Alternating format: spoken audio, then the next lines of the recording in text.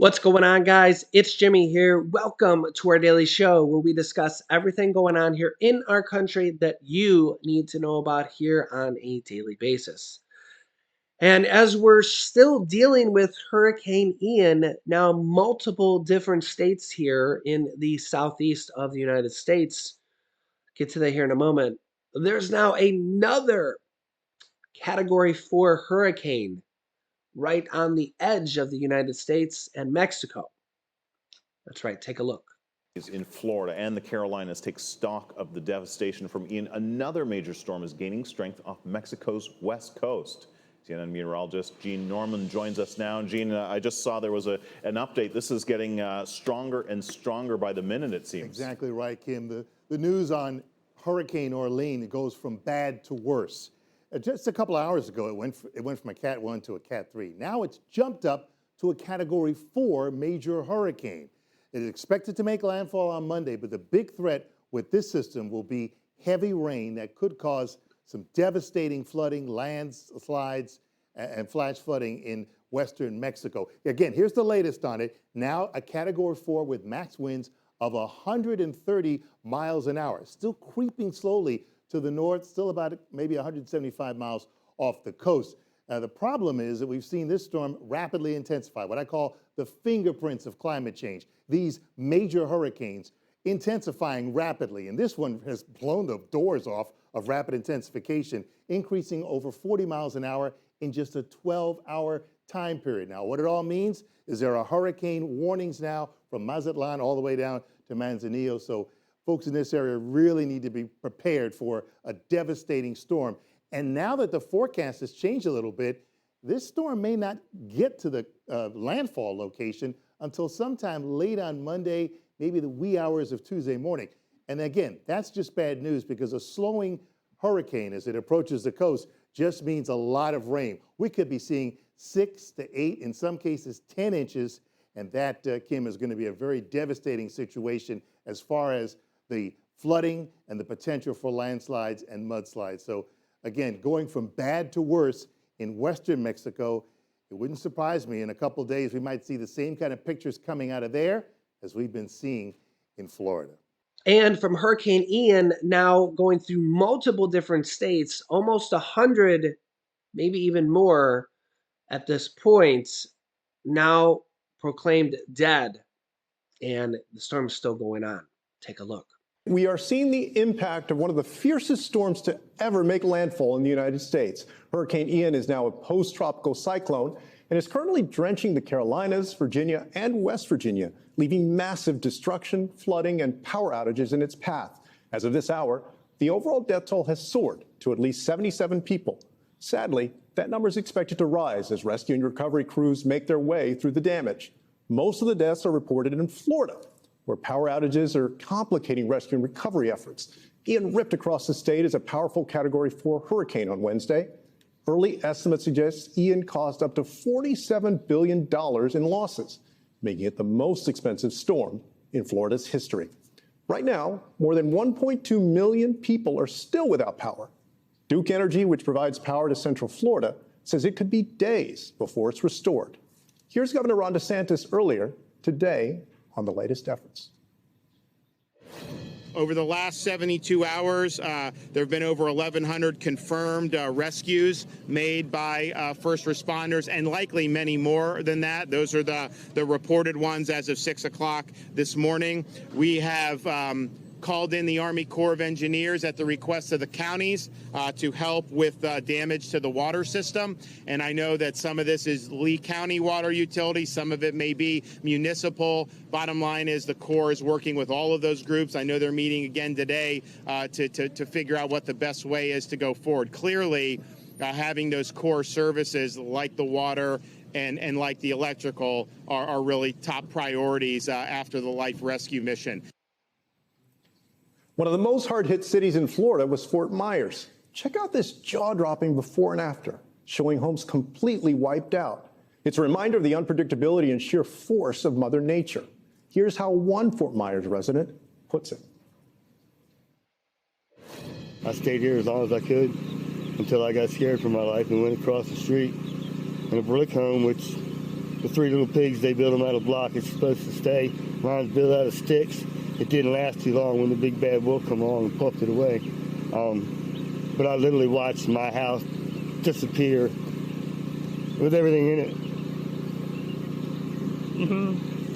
Right before my eyes. Joining us now from Malaysia, just off of Fort Myers, is NBC's Liz McLaughlin. Liz, how are residents coping with all of this damage? Are they able right now to access shelter, food, and water at this time? In this area, it's a desperate situation. You can see what was a road behind me now just crumbles of concrete. This was the only way in and out of Pine Island. Thousands still there, and they don't, though a few days ago there was too much water, they don't have enough right now. There's no drinking water, no power, and it may be months before it's restored there. And here in the historic part of this city, you can see this house behind us, just rubble, absolutely destroyed, and the whole bottom floor out. We spoke to the owner of this house who rode out the storm in that upper level, sitting on a mattress with his wife, with his dog, hearing the wind howl and praying for his life. And now he has a whole new view of the world. Let's listen. Thankful, yeah, thankful to God, thankful to my incredible wife, who was just a rock through the entire thing with us, and just thankful to be here and to be able to have air in my lungs and be out here and help these guys and help everybody rebuild for sure. Like many others, one of the first things that he did was go try to help his neighbors, go door to door, though his house has some remains, some were completely wiped off. And so he just wants to help, neighbor helping neighbor, a lot of other residents doing the same. As these Coast Guard boats go to and from the island, their only way by air or by boat to get off of that island, to get food, water, and those supplies that they desperately need. So we're starting to hear some stories from the survivors, and really the stories here is now going to become a story of rebuilding here for millions of people in multiple different states here. And as I said, please file your insurance claims early. There is almost assuredly going to be potentially dozens of insurance companies go bankrupt from this. There's already been Florida insurance companies that went bankrupt earlier this year.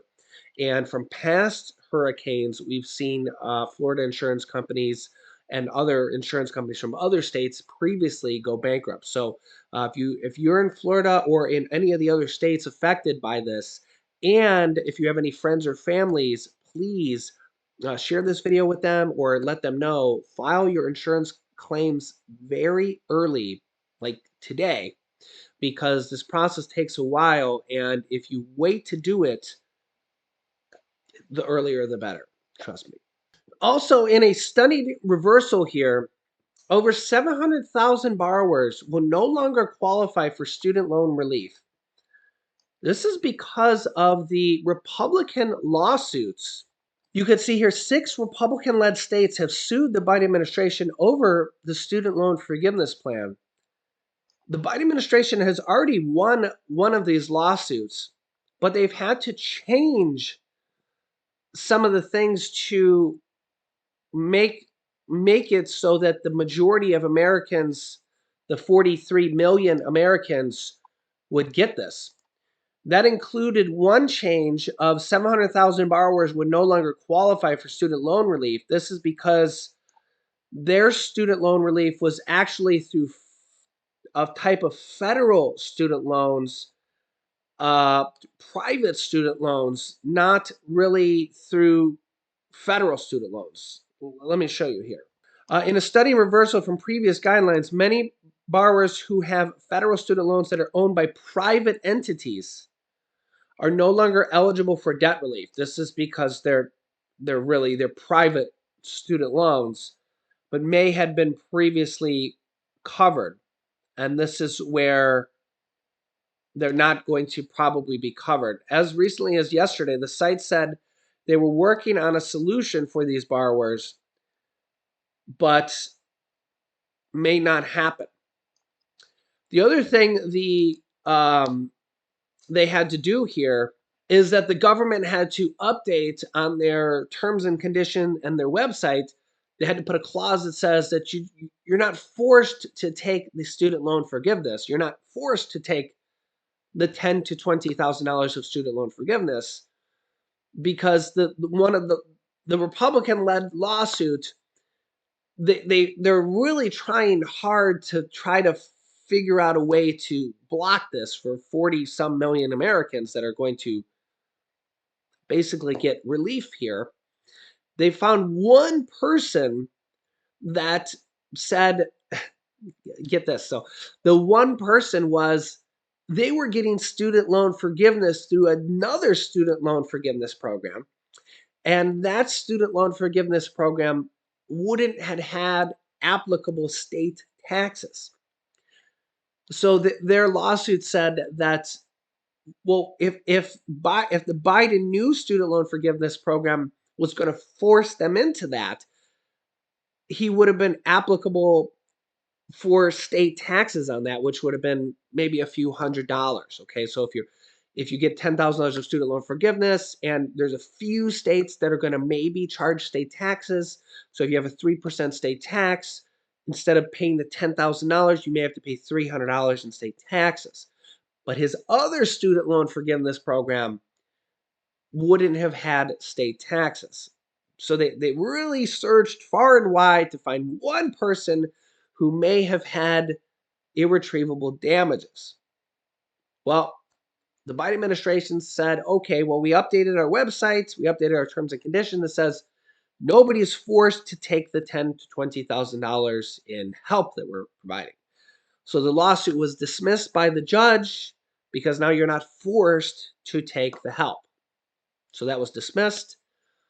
But then the other thing here is that this is an ongoing battle here. I personally think it's a shame that we're seeing these type of battles here, because this could mean that 40 some million Americans may ultimately not get this help, depending on the angle of what these Republican-led lawsuits find. And again, you might be the person getting the student loan forgiveness. It might be someone from your family, it might be your brother, your sister, it might be your relatives, it might be your neighbor. Who knows? There's 40 some million Americans getting this. Okay. But the Republicans are really trying hard to find one person that could be harmed by this. And so the president and the Biden administration are having to tweak the wording and the angle here as they go, as these lawsuits are being filed, to make it so that the majority of people will get it. You can let me know your thoughts here on this. And again, my example goes back to when Trump filed the executive order back in 2020 for his executive order. A lot of people don't even remember this. That's why I show it on the screen. Trump sent out his executive order back in 2020. This is from CNBC. It was $300 per week for 6 weeks if you were unemployed at the time, $1,800, $2,400 if your state pitched in an extra $100 per week. So it was $1,800 to $2,400. And I said at the time, Democrats should not challenge this. They could challenge it in the court of law. It was right before the 2020 election. You could see here August 20th or August 12th of 2020. And I said, I don't think Democrats should challenge this. I think it would be a bad move before an election. But even more importantly, I think that they should not try to take money away from people who just lost their jobs, people who need this to put food on the table, to prevent from being kicked out of their homes. And Democrats didn't challenge it. And I thought that was the right move.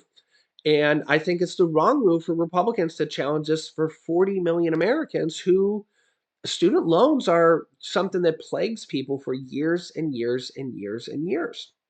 And many people die with them. They literally aren't able to pay them off. And I get that everybody has a different opinion about these, but Trump did an executive order to help out millions of people. Biden's doing an executive order to help out millions of people. Uh, they're different groups of people, but regardless, is that they're helping out people. And the next executive order, who knows who it might help, what it might help. And we also have a lot of other type of programs that always, in fact, Biden last year did it wasn't an executive order, but it was very similar. He did a USDA order. We'll call it an executive order, but it was basically a presidential order where he did a 25% SNAP raise. You can see here, this is last year, August 16th, 2021, food stamp benefits to permanently expand by over 25% in October. And then it also had like a 4% annual raise, and it came out to like 29% last year. Um, a lot of people didn't really notice this because there was a temporary 1 year pandemic increase that was ending that Congress didn't want to expand or extend that ended. So the President Biden just expanded it, and this is for like 40 some million people as well. There's about 40 million people on food stamps and food stamp benefits. This could have been challenged in a court of law. Thankfully, it wasn't. Again, 48 million people got this, and this was a permanent benefit, 25%. And thankfully, again, it wasn't challenged in a court of law. And this just sets a dangerous precedence because once we start helping people, are we going to challenge them in a court of law every time? And remember that none of these, whether it was Trump's order or Biden's order, none of these raised taxes on anybody. So nobody's taxes got raised. In fact, remember that about 62% of Americans don't even pay federal taxes. I'm sorry, 61%. 61% of Americans paid no federal income taxes in 2020. This is actually underneath the last year of Trump's, according to the Tax Policy Center. So after the stimulus checks, which are technically tax refunds, so you may have paid a little bit of federal taxes throughout the year, but technically your stimulus check is a tax rebate. So if you maybe paid $1,000 in federal taxes, technically your stimulus check of $1,200 or something like that is technically a tax refund. It really just is accounting, statistics here. And your tax refund that you get at the end of the year, so if you pay some taxes, but then you get a tax refund at the end of the year. Um, if you come out at the end of the year at $0 or even negative, 61% of Americans paid no federal taxes in 2020. We don't know the numbers for 2021 yet, but it'll probably be something similar. The year before that, it was just a little bit below that. I think it was like 58% or something around that. So really, unless you're in the top 39% of income earners, chances are you're not really paying federal income taxes anyways. This is federal income taxes. Okay, so keep that in mind. So a lot of people really don't even pay federal income taxes. You might pay some throughout the year through your job, but then when you get a tax refund, was that more than what you made? And if you got a stimulus check, if you got child tax credits, if you got things throughout the year, that offsets the amount you paid. And if that offset all the income you paid, you're probably part of the 61% that paid no federal income taxes. And remember that all these different things that the government is doing to help people, it didn't raise any taxes. And to boot, the US government has paid down the national deficit by $1.7 trillion this year. So if you've been watching my channel, you know that the states and the federal government is flush with cash. And this was as of July. I haven't seen a recent report here, but you can see here higher tax revenues and the phasing out of pandemic relief spending. So again, they could be spending more here. Chopped the US federal government budget deficit by a record $1.7 trillion in the first 9 months of this year. So they cut down the budget deficit, the federal debt by $1.7 trillion just this year. So the government has a ton of money to work with right now. So if anything, they're giving some money back to people, whether it's through student loan debts, stimulus checks, SNAP and food stamp increases, mortgage assistance, which we've seen $9.9 billion go out, rent assistance, we've seen $40 billion go out, utility assistance, which we've seen is going out here in all 50 states, paycheck protection program, unemployment bonuses, which we've seen go out for, I mean, it's not going out right now, but we've seen even the executive order and all these different type of programs here. And remember, they didn't raise any taxes to do this. So let me know your thoughts. If anything, I just covered in my last video, 60% of Americans are living paycheck to paycheck. So imagine if the government didn't help out anybody throughout this pandemic and record high inflation. I think we need to help out more people because this inflation is ridiculous. And the government had $1.7 trillion in extra money to pay down the federal debt, which really the federal debt doesn't, I mean, it's a number in the sky that they're probably never going to pay off. And that really doesn't help anybody. But when they actually send out money to help out people directly, that legitimately helps out people and helps out their actual lives. So you let me know your thoughts here in the comments. I'll keep you up to date here with everything going on here in our country on a daily basis. Make sure to subscribe down below to our YouTube channel. It's completely free to do so, and I'll keep you up to date here. Remember, there's 32 or 33 different states also sending out stimulus checks, tax rebate checks, property tax relief checks, and those states are doing it on their own accord, separate from what the federal government is doing here as well. So let me know your thoughts here in the comments. You can click here to see my newest video on checks that are going out here from multiple different states. And here's my newest video on Social Security raises. So click on one of those videos next. Thanks for watching, guys, and I'll see you in the next video.